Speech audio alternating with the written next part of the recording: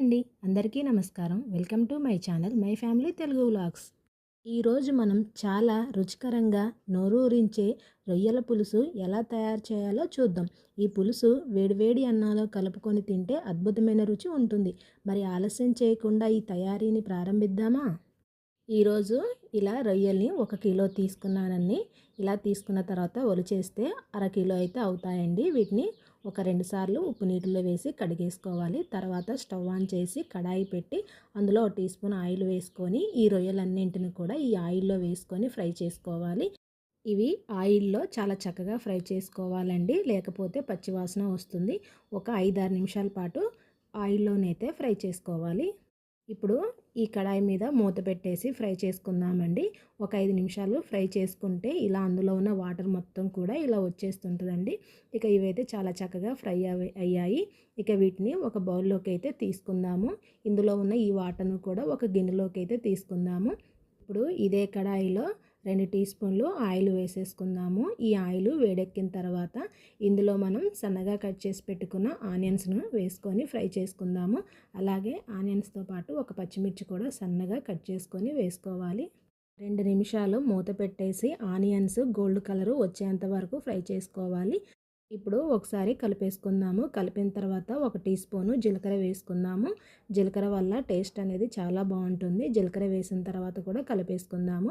ఇందులోకి కొద్దిగా కొత్తిమీర అలాగే పుదీనా కూడా కడిగేసి ఇందులో వేసుకొని ఫ్రై చేసుకుందాము. ఆనియన్స్తో పాటు ఈ కొత్తిమీర పుదీనా ఫ్రై అవుతే చాలా బాగుంటుంది. ఇప్పుడు మూత తీసేసి ఇందులో 2 రెమ్మల కరివేపాకు కూడా వేసేసుకొని మొత్తం కూడా కలిపేసుకొని ఒక 10 సెకండ్స్ పాటు ఫ్రై చేసుకోవాలండి. కరివేపాకు కూడా ఈ ఆయిల్లోనే ఫ్రై అవ్వాలి. ఇక 1 నిమిషం పాటు మూత పెట్టేసి ఫ్రై చేసుకుందాము.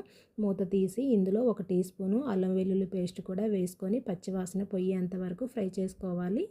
ఇప్పుడు ఒక 2 టమాటాలని మిక్సీ పట్టేసుకొని ఆ పేస్ట్ని ఈ ఆనియన్స్లో వేసేసుకొని పచ్చివాసన పోయేంత వరకు ఫ్రై చేసుకోవాలి. ఇలా ఫ్రై అయిన తర్వాత ఇందులో 1 టీ స్పూన్ పసుపు అలాగే రుచికి సరిపడా ఉప్పు కూడా వేసుకొని మొత్తం కలిపేసుకోవాలి. ఇప్పుడు ఇందులోనే మనకి కర్రీకి తగ్గట్టుగా కారం కూడా వేసుకోవాలి. నేను 2 టీ స్పూన్ల కారం అయితే వేస్తున్నాను. ఈ కారం మొత్తం కూడా ఆయిల్లో చక్కగా ఉడికిపోవాలి. కర్రీ మీద మూత పెట్టేసి ఒక 2 నిమిషాలు అయితే ఉడికించుకుందాము. 2 నిమిషాల తర్వాత మూత తీసేసి కలిపేసుకొని మనం పక్కన పెట్టేసుకున్న ఈ రొయ్యలను కూడా ఇందులో వేసుకొని కలుపుకోవాలి. ఈ రొయ్యలకి ఈ మసాలా మొత్తం కూడా పట్టే విధంగా బాగా కలిపేసుకోవాలి. మూత పెట్టేసి మధ్య మధ్యలో కలుపుకుంటూ ఒక 5 నిమిషాలు అయితే ఈ మసాలా మొత్తం పట్టే వరకు ఉడికించుకోవాలి. అస్సలు మర్చిపోవద్దండి, మధ్య మధ్యలో కంపల్సరీ కలిపేసుకోవాలి. ఇందులో నేను చింతపులుసు ఏం వేయటం లేదండి. మనం మిక్సీ పట్టాం కదా, ఆ జార్లో టీ గ్లాస్తో ఒక 2 గ్లాసులు వాటర్ అయితే వేస్తున్నాను. అవి వాటర్ అయితే సరిపోతాయి. కాస్త నార్మల్ వాటర్ 1 గ్లాస్ మందం అయితే వాటర్ అయితే పోస్తున్నాను. ఇక సరిపోతుందండి. ఇందులో టమాటా వేసాం కనుక పులుపు అయితే కరెక్ట్గానే సరిపోతుంది. ఈ పోసిన వాటర్ మొత్తం కూడా మనకి దగ్గరికి పడేంత వరకు ఉడికించుకోవాలి. ఇప్పుడు ఇందులో 1 టీ స్పూను ధనియాల పొడి వేస్తున్నానండి. మీకు అవసరమైతే గరం మసాలా అయినా వేసుకోవచ్చు. నేను ఎటువంటి మసాలాలు లేకుండా ఓన్లీ ధనియాల పొడి మాత్రమే వేసేసి చేస్తున్నాను. మూత పెట్టేసి దగ్గర పడేంత వరకు ఉడికించుకోవాలి. చూసారా, కర్రీ అనేది చాలా చక్కగా ఉడికింది. ఎక్కువసేపు ఉడికిస్తే ఇందులో ఉన్న చారు మొత్తం కూడా చిక్కబడిపోతుందండి. అప్పుడు టేస్ట్ అనేది బాగోదు. ఇలా మీడియంలో ఉంటే సరిపోతుంది.